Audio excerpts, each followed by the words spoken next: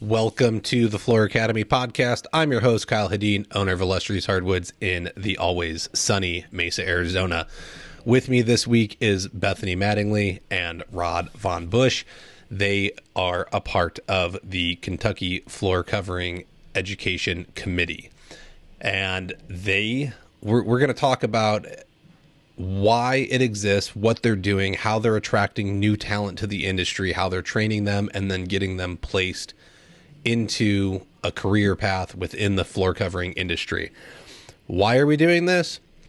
Because personally, I've talked about on the show before, they're not going to solve the problem. FCEF isn't going to solve the problem. NTCA, NWFA, CFI, pick an organization within the industry. They aren't going to solve the problem. Not alone. As a team, yes. Is it going to involve you?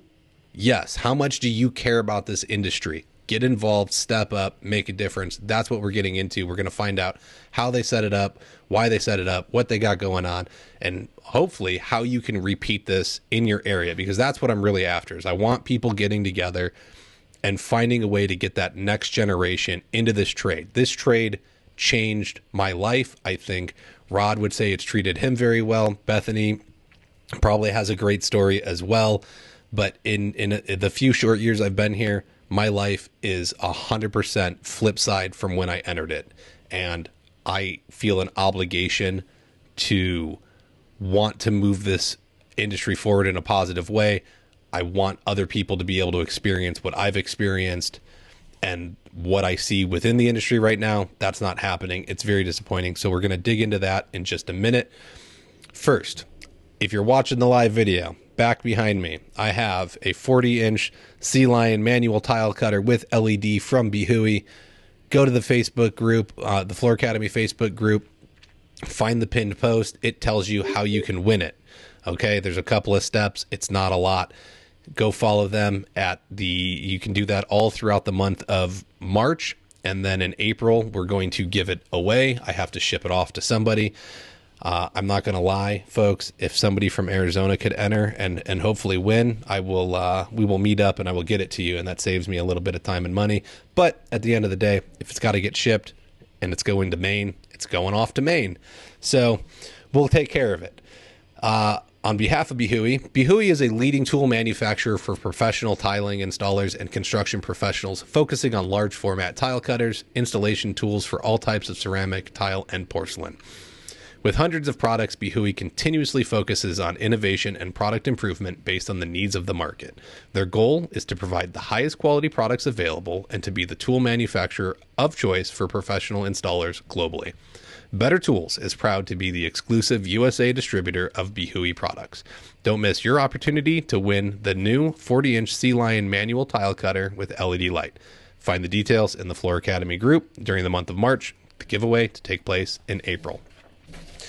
Next, before we dive into it, have them introduce themselves. Don't forget, in April, I'm starting a new mastermind group.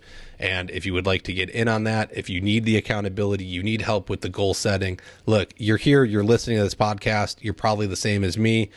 You listen, you have a lot of ideas, you struggle to implement. You're going to go read the business book. You're going to have a bunch of ideas. You're going to say, I really like that stuff. You're never going to go and actually do it. The mastermind groups are designed to get you meeting with other business owners that are committed to getting uncomfortable in life and growing their businesses. And they are great accountability groups so that you actually accomplish what you need to accomplish. And they also give you the opportunity to discuss your company's growth with other growth-minded individuals who can give you feedback on what you think. Maybe they're further along in business than you. You're going to get some feedback. Maybe you are further along in business and you got a team of 20 and you've forgotten what it's like to be scrappy, and you're helping mentor a guy that or gal that has, a 2-person crew. And you can get feedback from them and remember what it's like to be scrappy. So the help goes both ways. They're really awesome. Go to flooracademypod.com/mastermind. And there's a little video there. There's some write-up. Go ahead and check that all out. And then click the info at the bottom to schedule an appointment with me, and we can talk about it in more detail.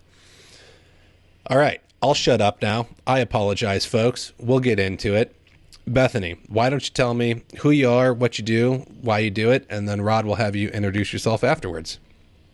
That'll be fun. Well, I am Bethany Mattingly. I'm with American Tile Company out of Louisville, Kentucky. I am the vice president. We are a third generation family owned company, been around since 1968. We primarily do ceramic tile commercially, and we do it because we love the process, and at the end of the day being able to look at a beautiful floor or creation that we were a part of. Mm-hmm. Love it. So you are third generation. Have you been out in the field? Was that part of your upbringing, or have you been in the shop? No, so my husband was in the field, and he is the president. I started, actually, my background is in interior design. I moved to architecture and then ended up estimating for this company, and that's how we met and carried on. Okay. Love it. It takes a team, right? Not everybody can be the person that does the thing. Some people have to be the people that design the thing. So, no, I like how it all comes together, right? You start putting together little pieces. So, awesome. Thank you. Rod. Okay, Rod Von Busch. I'm Vice President of Operations for CDI Flooring here in Louisville. So obviously Beth and I work very closely together because we're in the same city. But our company is a regional commercial contractor. We install all types of flooring. We have offices in Indianapolis, 2 here in Kentucky, and also recently opened an office in Nashville. So we're on a little bit of a growth spurt. Business has been pretty good. But of course, one of our challenges is what we're going to talk about today, which is locating the next generation of installers. Mm-hmm. They are hard to find. Right. So how you both have your own businesses that you're a part of, and running that takes up enough time. Guaranteed. That is a more than full-time job running a business, especially a small family-owned business. And neither of you are super small, but in the grand scheme of things, you're still considered small businesses. So how did the Kentucky Floor Covering Education Committee come about, and what attracted you to get involved in it? And I don't know who needs to start, right? I don't know where the idea originated or who kind of... Well, Rod started the idea, so I'll let him start with it. Okay. So give me the background, Rod. Like what even spurred you to say... once again, so I've titled it, "If it's to be, it's up to me." You're a big CFI guy, and Jim and Jane used to always say that. And so was that it? Did you say, I can't find it, so I have to fix it? Or like what even spurred the idea of putting together some kind of way to educate the youth to get involved? Well, I'd made some efforts in the past, and I've trained for CFI over the years and gone out and done certifications and trainings. And so I've always enjoyed that part. It's one of those things that fundamentally I enjoy doing. Mm-hmm. So for me, this is just it's kind of a labor of love, so to speak, because I really enjoy working with young people. It is kind of along the same thrill. If your listeners have coached youth sports, it's very similar in the fact that when you see somebody develop a new skill, it kind of translates. If you don't feel good inside for having taught them, then you probably shouldn't be training people. It really, you have to be passionate about what you do to be a good trainer. Mm-hmm. And you asking how this came about specifically, out of frustration, to be honest with you, is I had attempted an apprenticeship course through another trade organization and ran that for about 3 years here in Louisville. Back from about 2008 through 2010 or 11. And eventually it folded simply because we didn't get, it wasn't that we didn't have enough students, but we didn't get the type of sponsorship and support from the community that really keeps it going.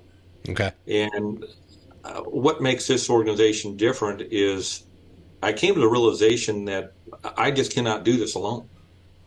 Mm-hmm. And I reached out to Barry Case, who's with Carpet Cushions, a distributor here in town, and said, Barry, this is what I want to do. Can you help? And, right away, he starts introducing me to people like Bethany and Vince that had the same passion that, frankly, in the past, even though we weren't butting heads as competitors, we had no relationship.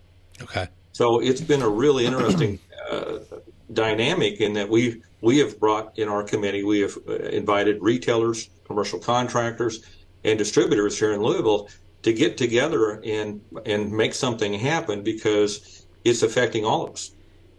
And so we said, hey, instead of CDI trying to do it alone, how can we do this to benefit the whole community? Because ultimately, you talked about subcontractors earlier, and most of us are employing some level of some contractors.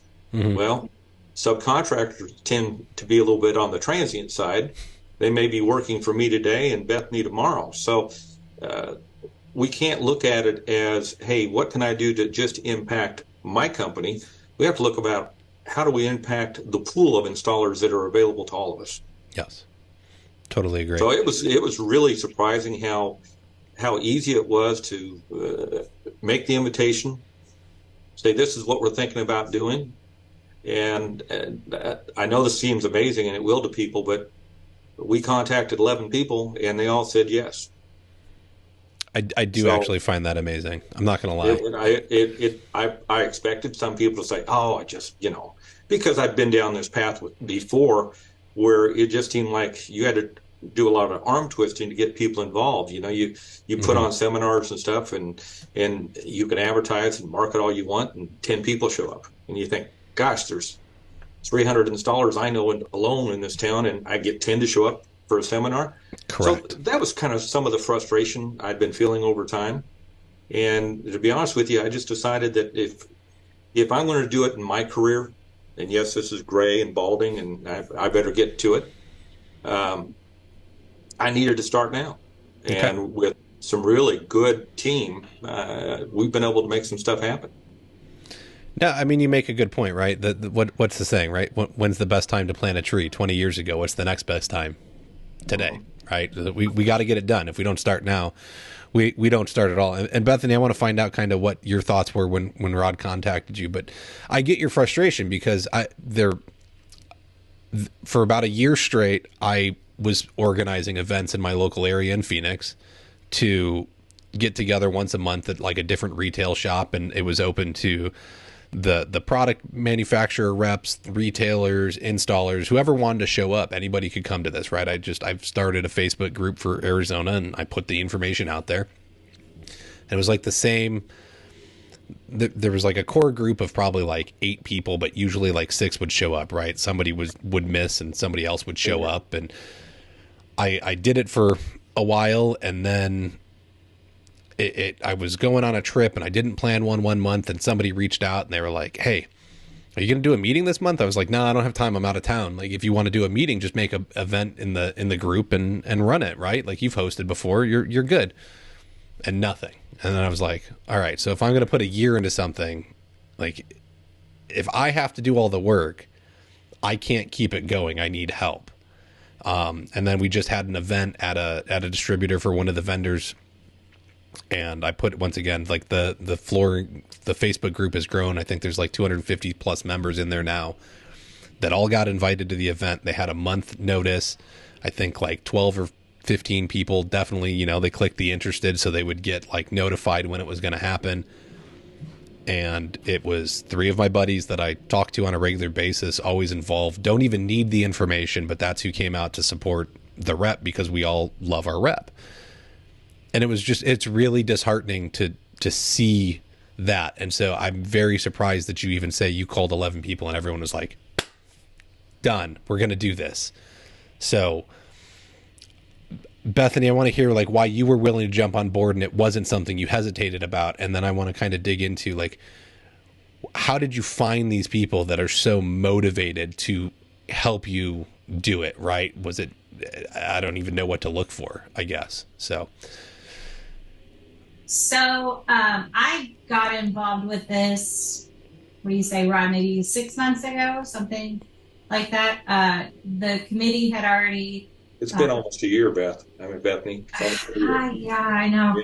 So Rod had already started the committee and started working with the 11 individuals, and I was not part of that at that time. And like Rod had said, that we didn't really know of each other. We, he's a competitor, but I didn't know who Rod was, and we didn't have any relationship there. But our company on our end is very involved with the NTCA. We're a 5-star contractor.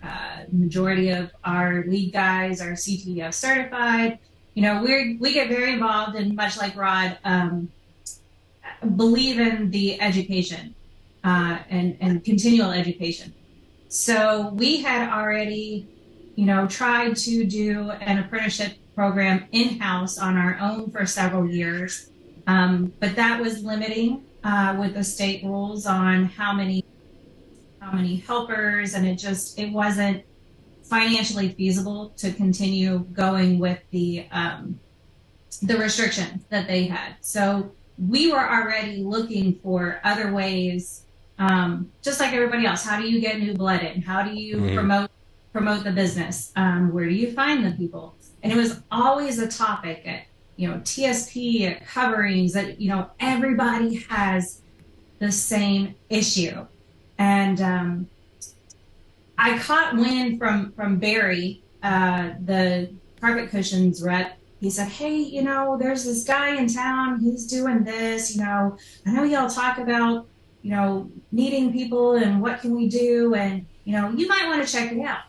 So I was invited to one of the meetings, and we sat through, and my husband and I were just, this is what we need to be a part of. Mm-hmm. And I think I begged Rod. I was like, how can I help? What can I do? She has been one of these people that I really don't have to ask her to do something. She generally volunteers. Mm-hmm. And, we've all been involved with associations, with groups where you really do have to push people to get involved. And of our 11 members, I want to tell you, there's only 2 or 3 that really we have to kind of coddle and push along. Everybody else just steps right up to the plate and wants to be involved and wants to help with the training and comes out to the school and takes a look around and actually gets down on their hands and knees once in a while and works with them.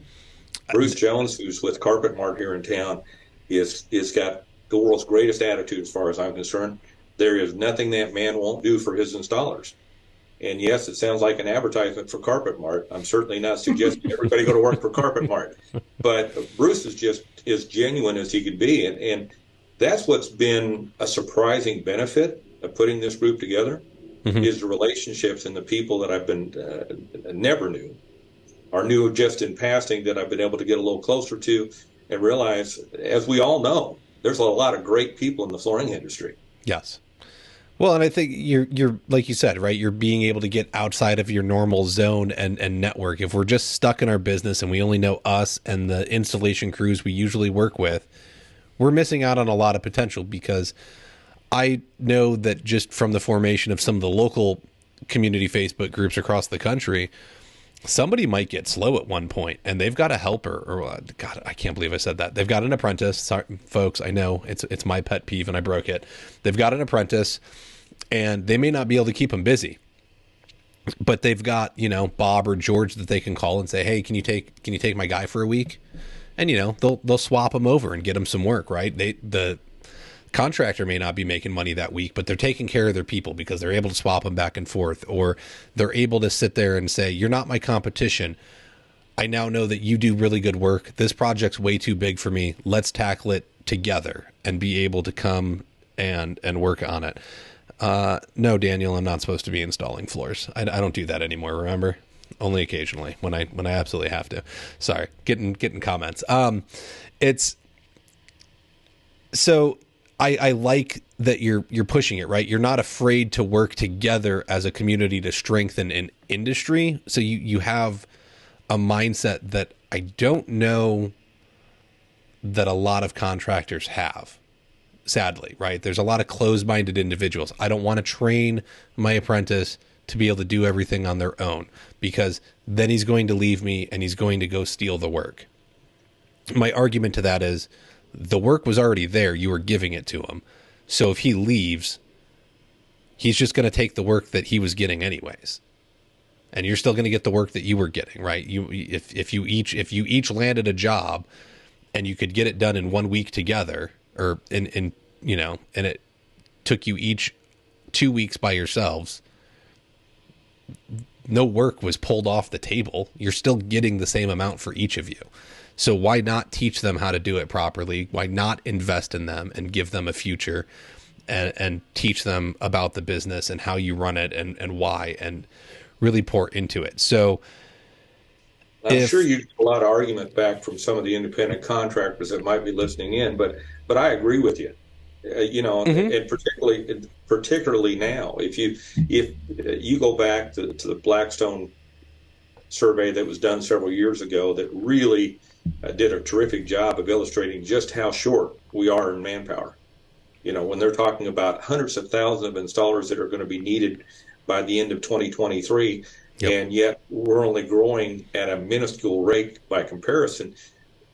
Your helper's not going to take a job away from you. There's going to be plenty of it out there to do. Now, I know that we just talked to an economist at the Fuse convention last week, and I know we're heading towards a slight, and he said slight recession, and that's going to impact, and probably is impacting some people today.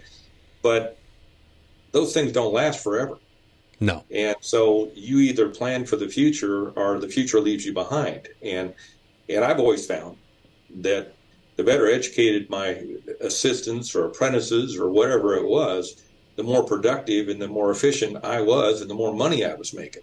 And if I failed to take care of, if you want to call him a helper, I don't necessarily like the phrase either, but if I take care of my apprentice, then why does he need to go become my competition? Correct. It's the old what's his name?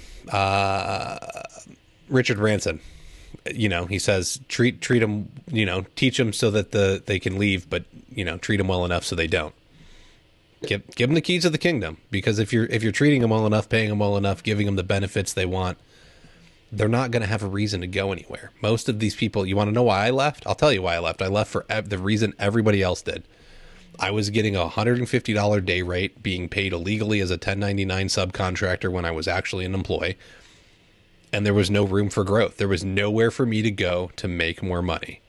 So it was either go install my own floors and get all the money myself, or continue slaving away for $150 a day and living paycheck to paycheck.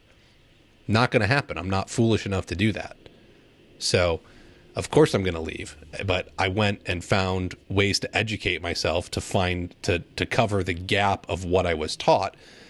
And once again, that's going to bring us back to why this exists. Is it's not only to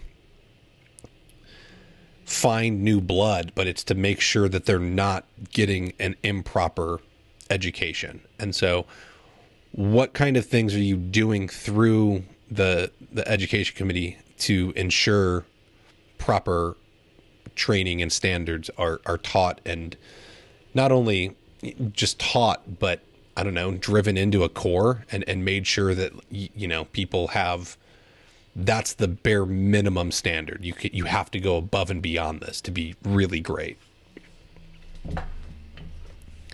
Bethany, you want to take this one, or you want me to? You can go ahead and start, and I'll just piggyback off you. All right. So we're beginning our second class. We just started this endeavor back in October of this year when we taught our carpet class, residential carpet course. Mm-hmm. And what we did is we got together as a group and we said, we can teach carpet, we can teach ceramic, we can teach wood, or we can teach resilient. What does the group want to do? And the committee, we voted, and they said, hey, right now, because of the influx of and the impact that LVT and LVP has had on the market, a lot of my installers will no longer install carpet. I need carpet installers. Mm-hmm. So that's what we decided to start. So what we did is we took advantage of what's already in place. And that's why I encourage people, this sounds like a pretty big endeavor, a pretty daunting task. but there's a lot of agencies out there already that have curriculum in place. Yes. So what we did in this case, and what we're doing with the Resilient course, is we literally leased our curriculum from CFI. So we taught their 5-week introduction to carpet in the evenings and turned it into a 10-week course. So the students could work during the day and go to class at night. And we'll be doing the same thing with our Resilient course starting on the 20th of this month. So that's our basic program. But what I think makes us a little different is you spoke about career path early on, and that is exactly what we've produced.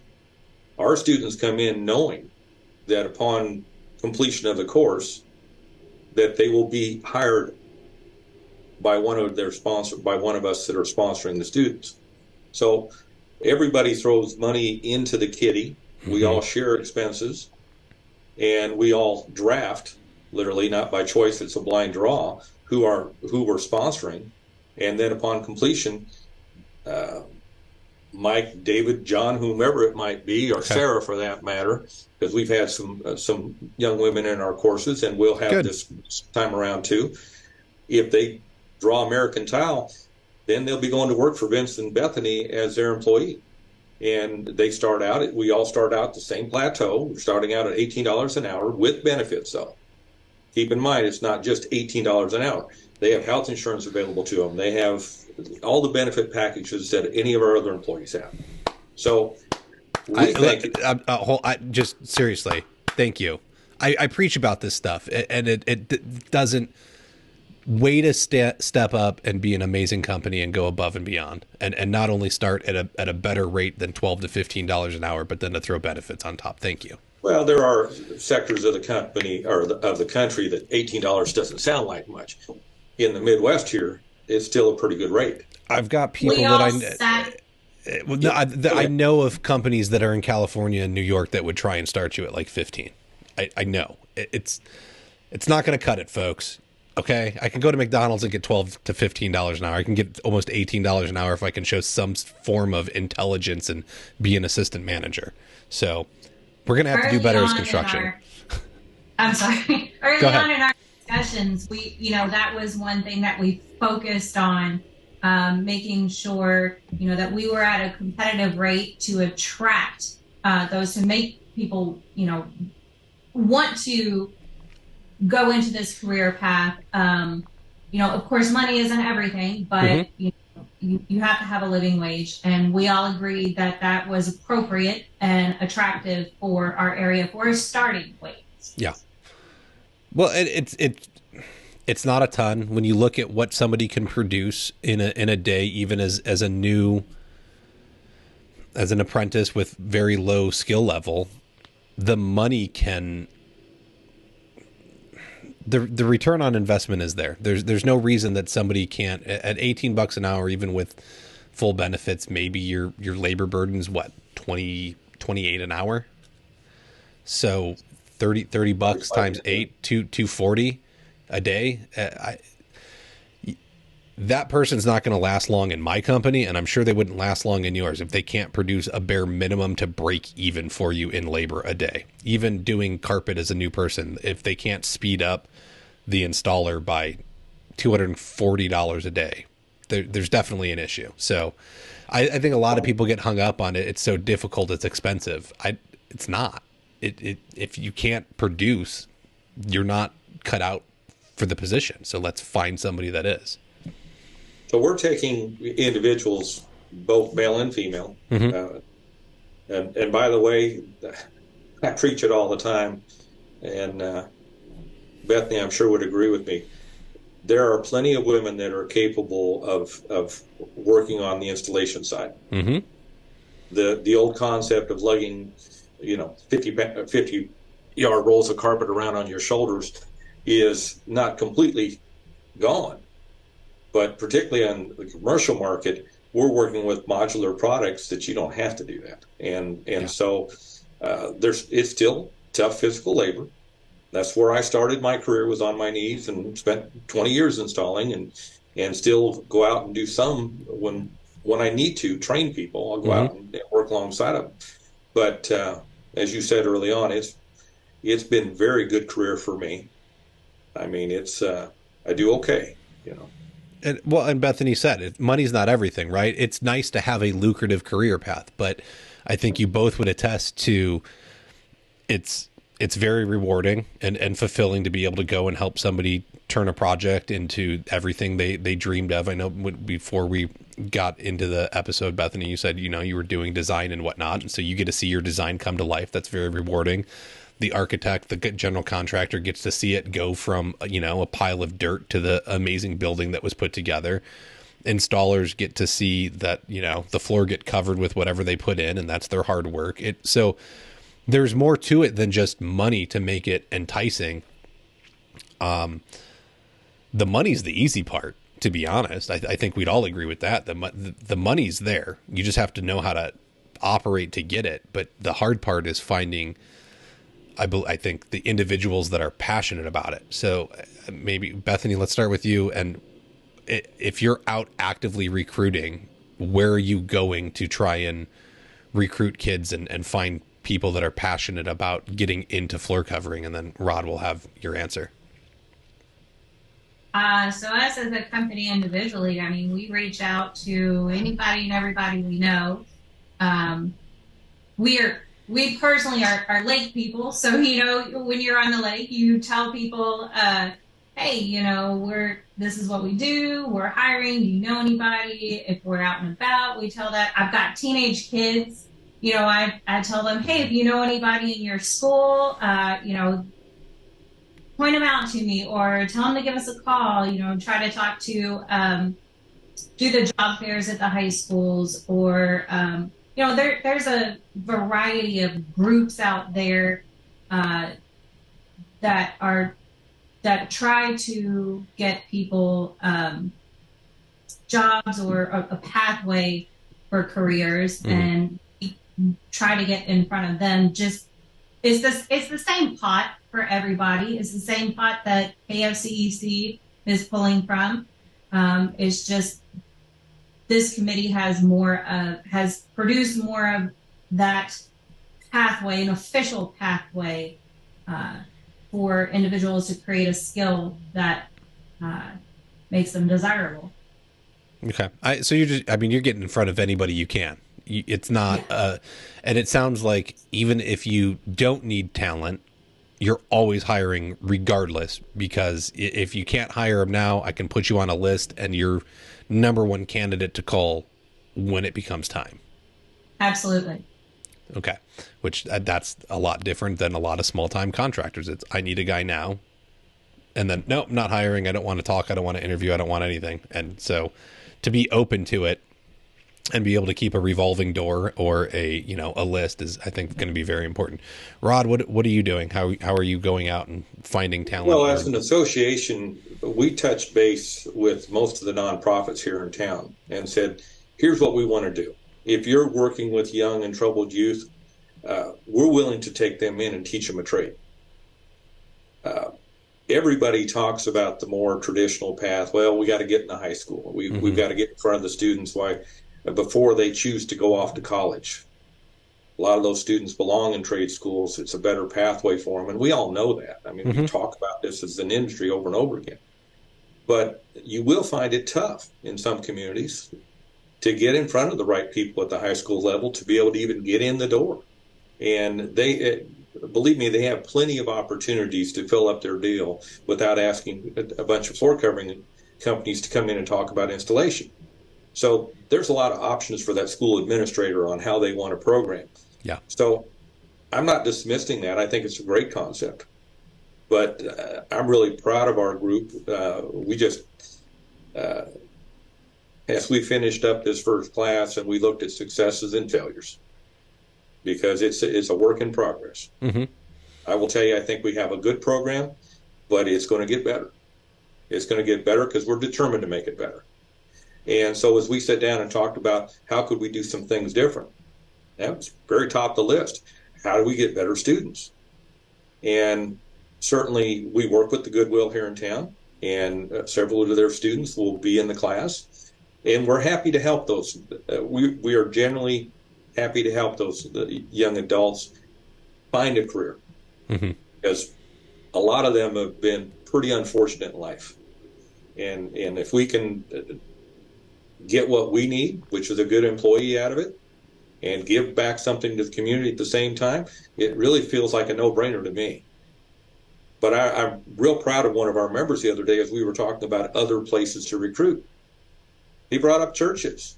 I'd never thought about churches in my life. I go to church, but I never thought about recruiting at church. And so he's been putting flyers out there and getting very positive response. Anywhere that young adults, and I'm not saying that I wouldn't take a 30-year-old or a 35-year-old. One of the guys that just graduated from our last class was 34. So we're not talking exclusively about 18 to 22 or anything like that. I really don't care what your age is. If you want to learn a trade, I'm willing to give you an opportunity. Yes. But the point is any place that young adults are going to be in number is probably a good place to possibly put a flyer up, go talk to them, go do whatever you can to introduce floor covering as a trade, because you've said it yourself. There's not a lot of people that when they're thinking about what do I want to do in life, I want to become a ceramic installer. Well, yeah, probably not on their top of their list, because they're not even thinking of it as a career. Well, yeah. I mean, the way I always put it is that, look, we're a bunch of finished trades, and we're one of the last trades in. So the walls are already up, the paint's already in. You can't even see us do our work, right? So when a little kid's driving around, he can look out his window. He can see a roofer, he can see a framer, he can see the road construction person, he can see the firefighters and the policemen. How many children actually get to experience a new floor or a shower or a tile install? That's not something you experience a lot. You got a better chance of seeing a drywall or an electrician or a plumber come into your house multiple times throughout your youth than you do a floor covering installer, unless your parents are crazy, move every year, and constantly remodel. So why would I ever consider that as a career unless I grew up with a dad or mom that did it? Honestly, I had to go through like 20 trades when I decided to do this, right? I examined a skill set. I started thinking what I could do with it. And I came to wood flooring as one of the last ideas because I thought of like 20 other things first. So it took a minute to even consider it and find it. So I get that it's hard, but you're finding unique ways to go get yourself in front of them. And that's what I like. One, you're looking at, if you're not going to go get directly into high school, you've identified another way to go find the quote unquote troubled youth that would probably fit best into a trades career, right? They're not necessarily academic. There might be something that would stop them from being able to get a job with a security clearance at this point in their life, right? And so we can identify these people that generally fit a trades background better and say, you're hanging out over here. Let me go show you a better way and try and give you a career path and invest into you, because most likely nobody's ever done that for them. And so let's build a relationship. Let's try and make you a better person and move on. And I think that's the key. Is I don't know that enough companies right now are interested in building relationships and developing people. They're much more interested in, how do I get this work done and how little can I pay? And it's flipping the script. It certainly creates a whole new set of challenges for you. I will absolutely tell you that in dealing with some of these young people in the last class, getting them in the seats every class was a challenge in itself. So what we've decided as a group is that while we want to continue to aid in that development and trying to be good stewards, we also have to be looking around and saying, okay, if we get a few from there and a few from over here, is that a better blend? How do we really be at the point where we can take on some of those projects, but also take on some more that are in the mainstream that just never knew we even existed, never knew we were an option. And so, when we're talking about education, there's kind of two levels here. It's educating the community first, that there's even an opportunity. And then the second is educating the individuals to take advantage of that opportunity. Totally agree. It's going to take, there's not a one size fits all cure, right? We have to pull a little bit from here and a little bit from there. Like, look, what am I doing here? Right. I went to school for film and I was working in reality television until I screwed that up. And then I had to evaluate my life at 32 years old and say, what do I want to do? So now I've been here for 8 years and I was able to develop this thing and say, I'm going to go run my mouth on a weekly basis and have been for 3.5 years. And it's a thing, but this didn't exist 3.5 years ago. I kind of created it and it's turned into having a life of its own and being here for people and helping push ideas to where maybe they wouldn't have gotten before, or getting, sharing what you're doing with a larger audience than just Kentucky. But then what can we do with it? Can we get it to spread? Can we get an Arizona floor covering education committee? Maybe. We got to find the right people. We got to put in the effort. So I love it. I need to interrupt this. I do think the advantage is now is that you do have an organization like FCF out there. Mm-hmm. I will agree with you that they cannot do it alone. But having their funding available to us, reducing our cost and our exposure, mm-hmm. certainly is an added advantage. So when we use the CFI curriculum, and that's typically, even though we did it in-house, we had to buy tools. We had to, we got some donations, of course. Yeah. I certainly don't want to sell that short. We got plenty of donations. We got a lot of material. But we still had to pay our instructor, who happens to be somebody local. Mm-hmm. And I'm not teaching the class. We actually have a full-time instructor. I do go over and stick my nose in once in a while. He probably wishes I'd stay out, but I enjoy it, so I show up and trying to help where I can.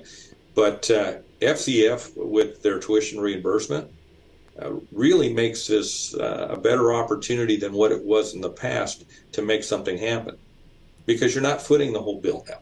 Mm-hmm. You're still having to put, in this case, about $2,500 for each student up front to sponsor a student. And, of course, then you've got to guarantee them employment. But one of the really strong arguments, I think, when I was talking to sponsors and trying to encourage people to sponsor students is that, you can invest $2,500 in that student who comes out with 10 weeks of training. Or you can continue to do what you've always done, hire people off the street and have to train them on the go. How soon are you going to recoup that $2,500 based upon their production level and based upon their skill level? Mm-hmm. It's almost a no-brainer. But even more important than that, and I don't want installers to get upset with me, because that's my background, and I still consider myself an installer. Upset them, it's okay. But at the same time, guys, if we don't grow the installation pool, then we're all subject to limiting our businesses to whatever we can afford. Mm-hmm. I use sheet vinyl as a great example. We used to pay $8 a yard for commercial sheet vinyl. I'm paying $12 a yard now, and it's been 5 years. Well, on the commercial side, where your cycle of the construction cycle, I'm bidding stuff a year sometimes before it gets installed. If this is going up like this on a steady increase, it's cutting into my profit margins. I want to pay the installers well, but I got to be able to regulate it. Mm-hmm. By growing the pool, it helps me regulate my cost. But more importantly, it gives me a bigger pool to draw from, and it gives me some formal training that, frankly, I didn't have early in my career. I had to go, it was in my late 20s before I actually got exposed to any real formal training. And I developed a lot of bad habits that had to be broken, and I had to retrain and figure out the right way to do it. So. Correct. I need to interrupt us, and then we can jump back into it. Not all foam boards have the same high performance that GoBoard does. Johns Manville has been producing rigid foam boards for the decades for commercial roofs. What does this mean for flooring and shower applications if they aren't exposed to the same harsh elements that a roof is? If it's good enough for a commercial roof, then it's even better for your flooring, countertop, or shower project, especially at a reasonable price. Visit www.jm.com/GoBoard for more information. If you're looking for a powerful and convenient solution to streamline your flooring estimates, look no further than our cloud-based virtual estimating software.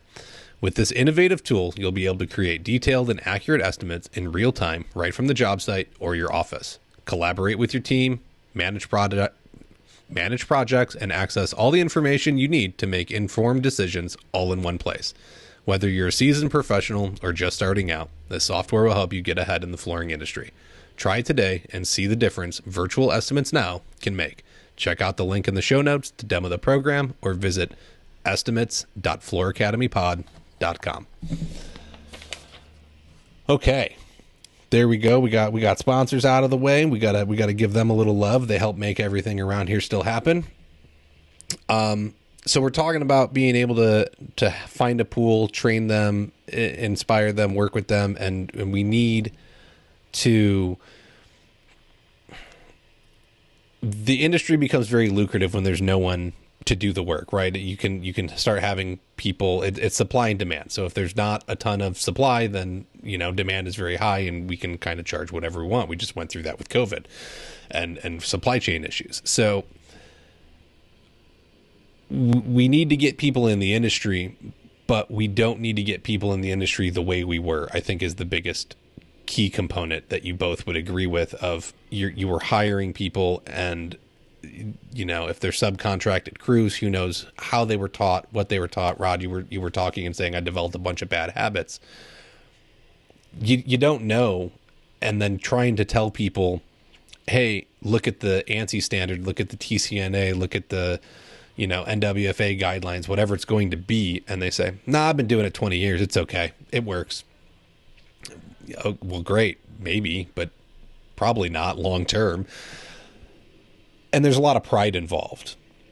So how do we instill the proper pride in someone when they're attending your classes and get them to acknowledge that just because there's a shortcut, it's not right to take? What are you doing in the classes to really instill these are the guidelines? I think we have to lead by example. We're all continuing to learn. Rod and I continue to learn. Our lead installers continue to learn. There's always new stuff out there. And I think that if we lead by example and show ourselves, involving ourselves in that education and attending those things, then others will say, oh, okay, it's, that's what they do. That's what they want me to do. They're doing it. I can do it. And just creating that culture that invites that mentality. So, yeah. And I think that's the culture is probably the key word in everything you said. I don't know that there's a lot of positive cultures out there that encourage. I was discouraged, right? I would read the instructions and then spring up like, why aren't we doing this? And I was told, don't worry about it. We do it this way. And it was like, well, but it says this, right? Like I was the guy that questioned it and I was the bad egg supposedly. And that was the issue. And then you're wondering, well, how do you get away with it all the time? Like I'm not the scientist that created the glue and it says to use a 1/4 inch trowel, and here we are using an 1/8 inch trowel. Like that's just not. Well, I do think economics of the situation kind of encourage people from time to time to cheat. I mean, one of the things that I implemented when I first came to CDI is a lot of our subs were furnishing their own adhesives for our commercial projects. That scared me to death. Simply because I wanted to make sure they were using the right adhesives, they were using the right trowel notch. And when I'm supplying the adhesive and telling them what notch to use, there's a pretty good chance that they'll go forth and do that. But, it sounds silly, but I still have to go out and double check once in a while and say, well, that trowel looks a little worn, and get I haven't had a chance to get over here yet. And it's like, well, you're jeopardizing my installation because you didn't want to go spend $12 for another trowel. Don't tell me you didn't have time to go over there. You just didn't do it. Yeah. Like I said, I can be critical of a lot of unprofessionals that are in our industry. But I will also tell you there's a lot of first-rate people that want to get better. Yes. But it's up to us, whether we're talking about the school in general or we're talking about the industry as a whole. It's really up to us that own businesses or are in positions of managing a business to maintain our standards. It's when we encourage people to go faster without reinforcing, I want you to get this done today, but don't cut any corners. Hey, I want this done, but don't forget that there's a way of doing that right. We always talk about on the commercial side, it doesn't do me any good if you got done in 2 days, if now you got to go back and spend a third day doing your punch list. It took you 3 days because I've got to pay you for that third day, right? So there's a financial side to it, but it really kind of gets into your level of pride, and you said it really well. It's culture, is that you have to have people that are working for you that are as convinced that you're concerned about the quality as you tell them they need to be. Mm-hmm. It doesn't do any good to insist on standards that you yourself don't keep. I think lead by example. When Bethany says that, I know she believes it, and so do I. It's definitely a key factor, and I don't know that there's a lot of leaders that are leading by example. It's do as I say, not as I do, and that's definitely an issue. So, when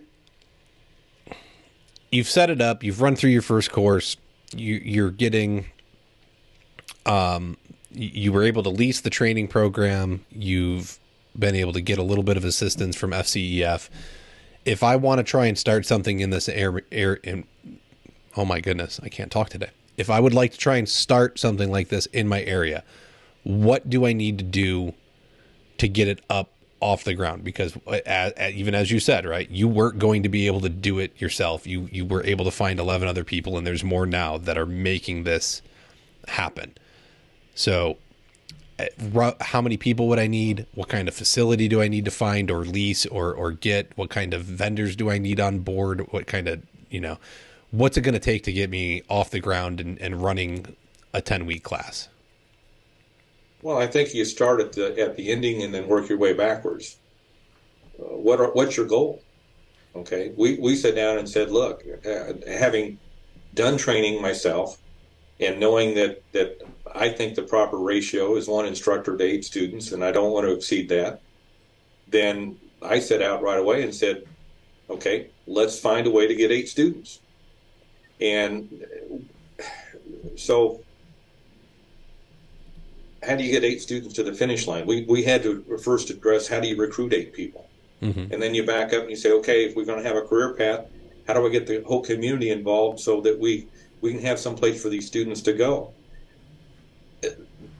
To me, the starting point is identifying your goal and then working backwards. But I will tell you that probably the most beneficial thing you can do is duplicate what we did here. Find those 1 or 2 other individuals that you know are passionate and reach out to them and say, okay, we want to expand this group. Who do you know that has the same attitude? And how do we bring them in and have some real active discussions on how we're going to solve this problem for Louisville, Kentucky?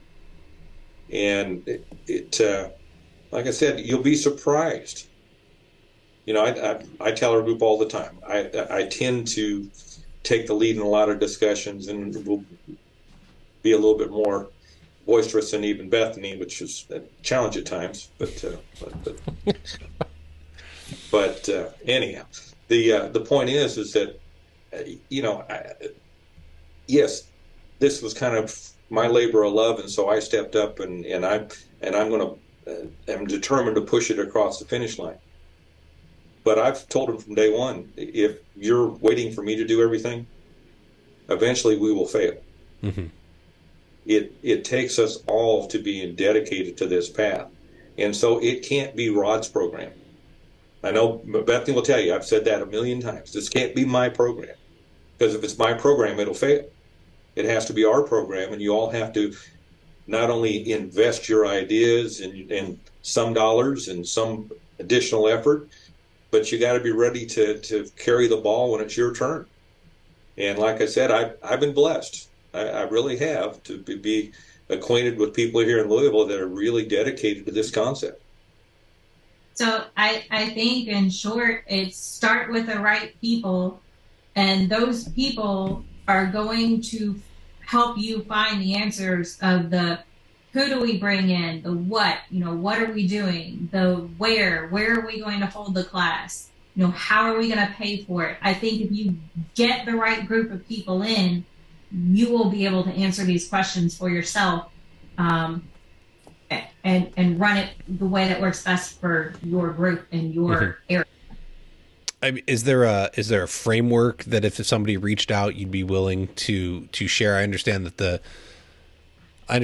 the curriculum is leased, but is there anything that you've developed internally that you'd be willing to share and pass on to other people that are interested in trying to do this? I think I can speak for our group. If somebody wants to pick up the phone, call one of us and ask us any number of questions, we'll be happy to tell you exactly how we've gone through this. And it's been a learning process for us.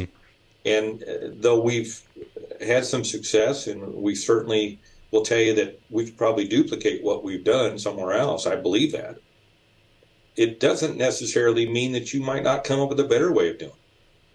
So, yeah, we could hand you somewhat of a format or a blueprint on how we did it, but I would encourage people to make it yours. Figure out what's going to work for your group, and figure out how you can make something happen that may be totally different than what we're doing here. But if you'll stick to two basic concepts, and that is, how do I recruit, and how do I create a career path for these students so it's not just a class, then I think you'll find success. I think that's probably, you kind of nailed it there. I'm trying to take notes as we go on certain bits, but how do I recruit and how do I create a career path? I think that's a question that's probably not being asked often enough by employers in this industry. I think it's, how do I find somebody to get a job done, as opposed to create a career path. So I really like that. I'm assuming it's set up as there's an entity behind all of this, correct? There's probably like a 501c3 or something, that it's not just you randomly created a name and did it. There is some formal structure to this all, though. Bethany, you can respond to that one, because you put a lot of work to make this happen. So, we kind of randomly voted on a name for it. But once we figured that out, we did, register the entity with the state. We're all legal. We're formed as a nonprofit corporation, and we are currently working through our long 1023 application with the IRS for tax exempt status. But I believe we'll get there. And so I mean, that's what we are. Well, okay, so but there's a structure, right? Somebody's kind of, maybe it's Rod. I don't know who's in charge. I would assume it's his baby, so maybe you put him at the top of the list. Maybe he said, I don't want to be at the top of the list and be like president of it. But once again, there's not only is there a business, but there's now been a committee formed, and there's somebody that's probably president and a secretary, and everybody's being assigned roles. You didn't head into this like most contractors head into a business saying, I know how to do a thing, and then it all falls apart from there. We're a corporation. We have officers. So we have a president, vice president, secretary, treasurer. We voted on that. We have a bylaws, a conflict of interest policy, because we are all competitors. And, we very much tried to dot our I's and cross our T's on that and make sure that we do it right from the start. You put in the extra work to do it right, as opposed to struggling and fumbling around. And that's what I really appreciate is, the whole point of this podcast was to contractors struggle on the business end of things. That's just, it's a fact. Amazing artisans generally really suck at business. Don't understand the numbers, can't schedule, can't show up on time. Really great at making it pretty, though. And once again, audience, folks, I struggle too. I'm only human. Do I understand the behind the scenes part a little bit better than I understand the installation side. Yes, I'm proficient, but there are people that do amazing work that I'll never be able to do in 100 years. It doesn't matter how long I try. I'm just never going to be that good. So I like that message, right? You have to get your ducks in a row, not only from how do we find the talent, how do we create a career path, how do we structure this so that we can efficiently provide these services to people, right? It's not just stepping out into the community and saying, hey, we're over here, look, we're flooring installers, we have opportunities available. It's thought out, it's calculated. There's a system and a process behind how do we get people in and how do we get them to the finish line of being hired by my company. And then from once they're hired by my company, how do I give them a career path that they can enjoy for years and years to come? It started as a rough idea, I think Rod would probably admit, and it's been honed in and focused, and it takes, iron sharpens iron, right? You brought in 11 other individuals and more now, and you've all helped bang out this idea and create, if it's on the anvil, maybe it's a sword, right? You've all helped create this beautiful sword that's now taking shape. And as you've said, it's going to take more down the road. It continues to evolve and change. So you can heat it up again and you can remold it and make it something new. Well, we started out with the idea of bringing more people into the industry, but there's a whole nother segment that we'll eventually get to. And I hope in the next year or two, we've got it out there. We've set a goal. We just haven't really put a schedule to it. But we will be teaching advanced courses as well, giving people that are already in the industry options locally to elevate your skills. And so, I think CFI does a great job at their Wichita school, but who can take off 5 weeks and go to Wichita? And so that in itself is a challenge. Yes. To be able to teach things like, flash coving and heat welding on the local level. It used to be that we could enroll in an Armstrong school at the local distributor, and you could get that training, if not locally. It might be 2 hours away, but there were regional locations. That's gone now. Yes. And so we have to not only consider how do we recruit the next generation, but how do we continue to provide continuing education for them so that they move up the ladder instead of just becoming stagnant.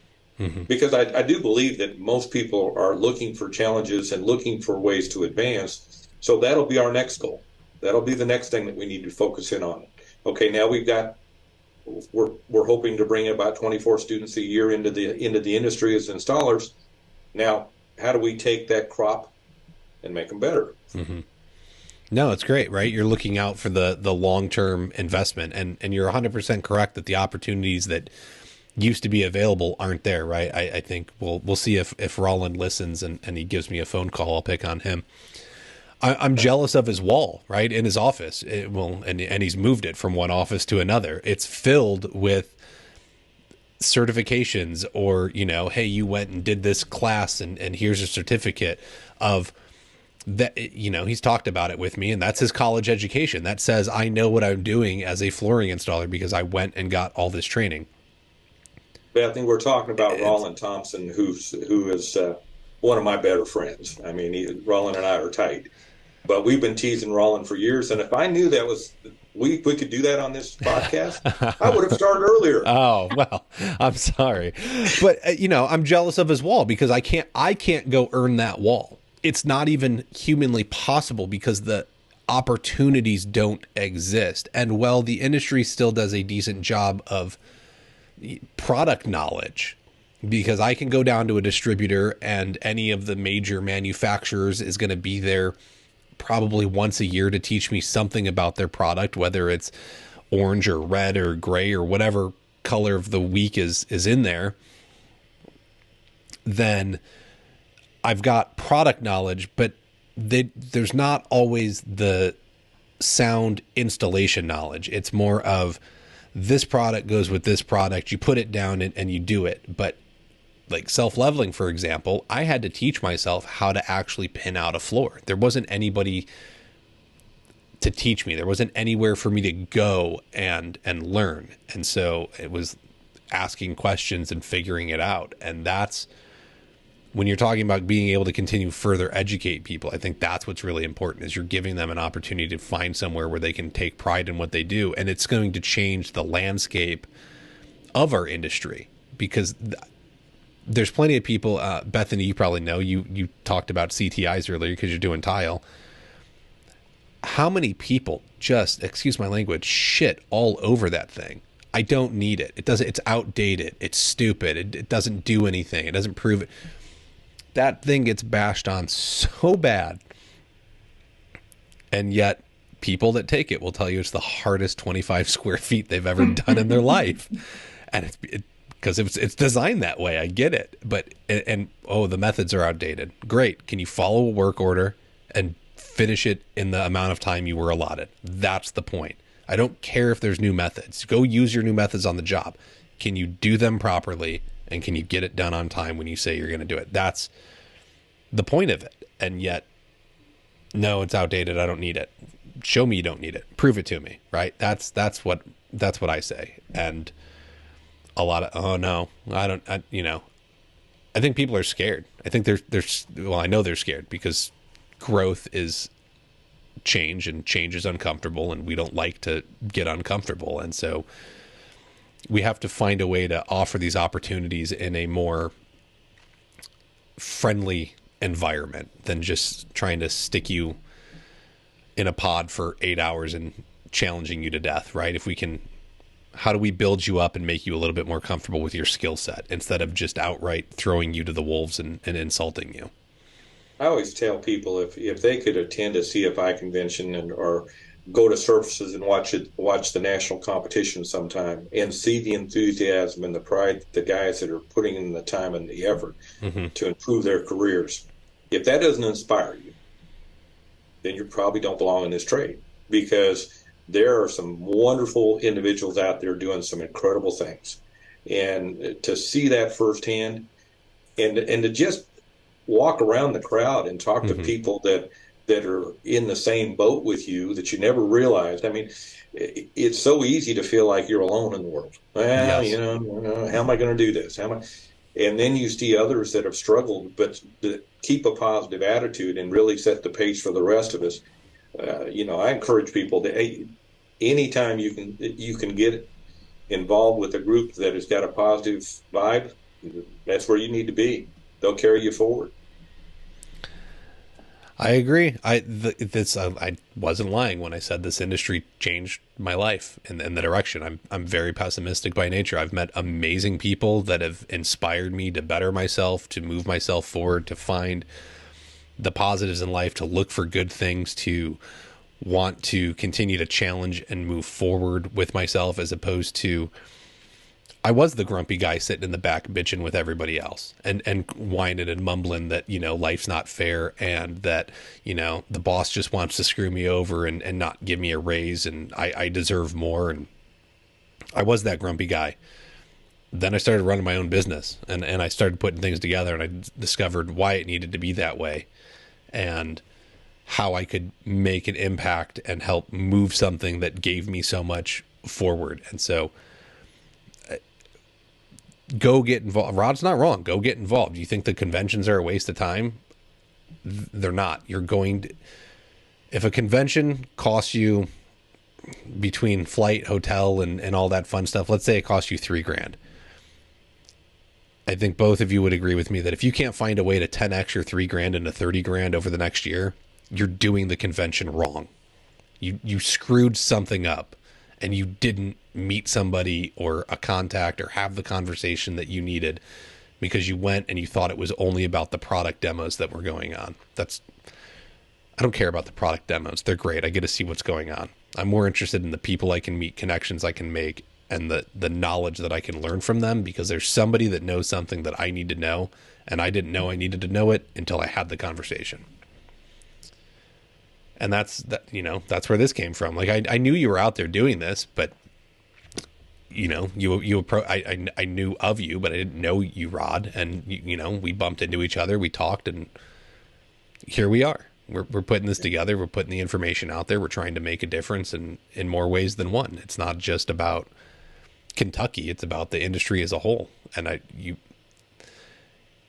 were probably traveling around. If you did CFI long enough, you were probably traveling around and going city to city for a minute with them and helping out and getting involved. And there needs to be more of that. We have to get back to trying to move each other forward, as opposed to, I only need to worry about me and I need to protect my interests. If you're only protecting your interests, you're not taking care of your industry, and there's not going to be an industry left. The manufacturers will develop products that don't require us. Guaranteed. They've already done it. Go down to the local box store, go to the flooring section, go see that click together garbage that I make my living off of. Mm-hmm. And you can click it together, folks. It exists for a reason. Not everyone's setting tile or, installing wool carpet and hand sewing it for a reason. The skill sets are dying to make it an actual art form.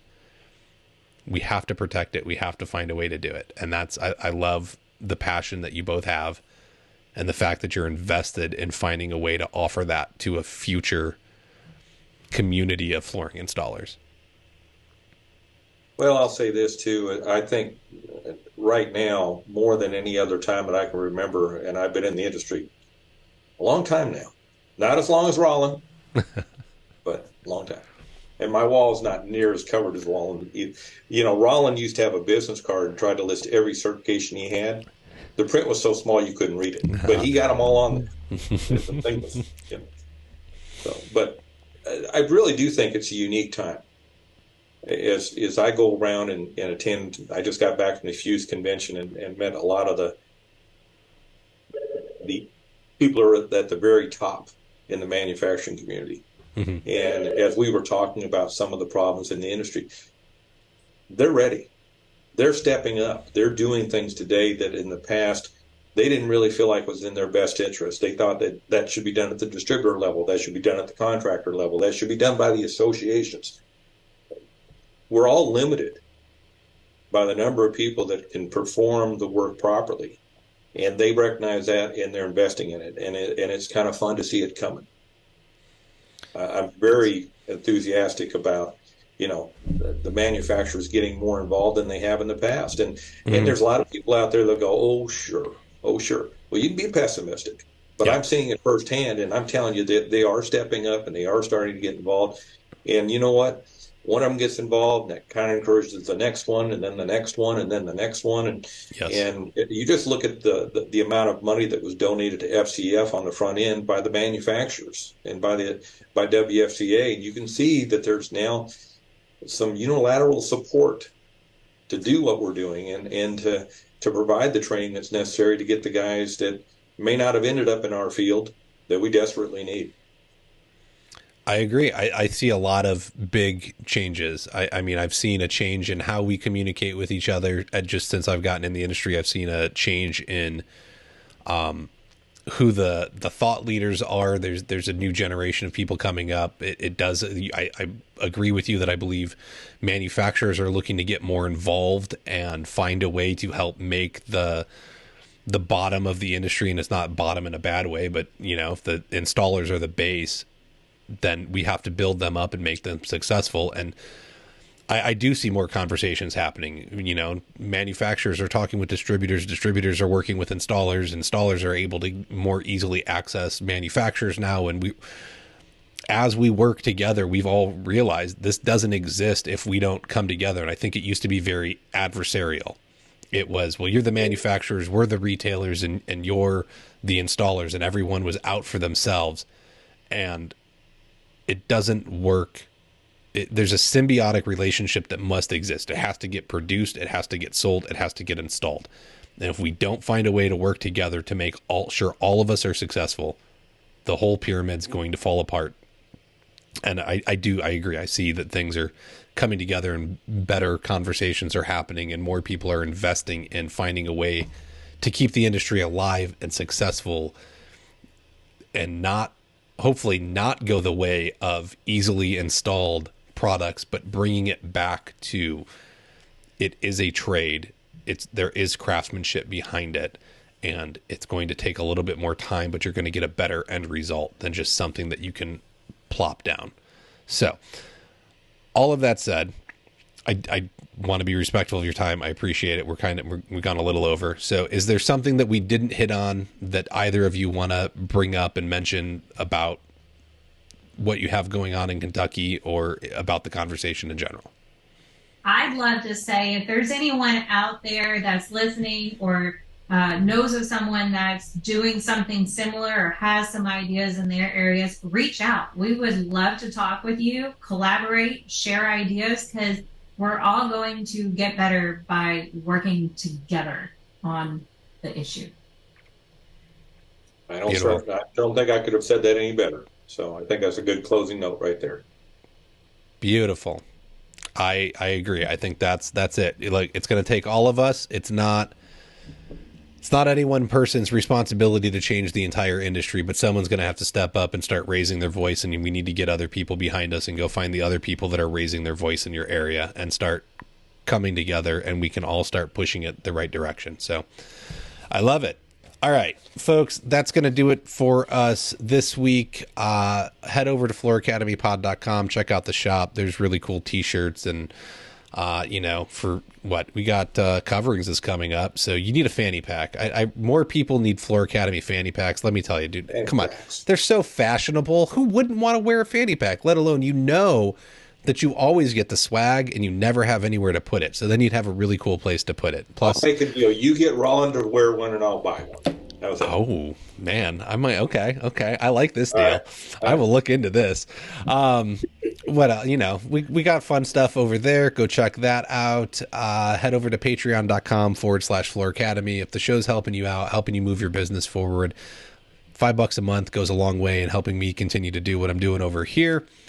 And make sure you check out the sponsors, check the show notes. There's links to all of them. Go over to YouTube, subscribe over there. I need 1,000 subscribers, folks. 1,000. Help me out. Go tell a friend, even if they're not in flooring, to just subscribe. Go tell the donut maker that like the other business owners. The stuff on this show is universal, whether it's you're doing floors, donuts, I don't know, windows. I don't care. Pick something, right? It's business knowledge. So help me out. Go give me to 1,000 subscribers. And I think that'll do it. So we got one last word. I hope you all attended the International Surface event this year in Las Vegas. What an amazing event. It was packed with wall-to-wall products. Tice has released the Tice 2023 Product and Trends Lookbook, packed with the newest products hitting the market this year, capturing a snapshot of what was available to everyone to discover on site. Make sure to access the lookbook in the show notes. There's a link. It's like over 100 pages. It's a lot. There's tons of pretty stuff in there. You can see what all the manufacturers have going on, and Bethany would like it. She's a designer. She wants to see all the pretty things and how she can use them and make her jobs better. So go find the pretty things to help your clients out. And that'll do it. We're going to catch you next week.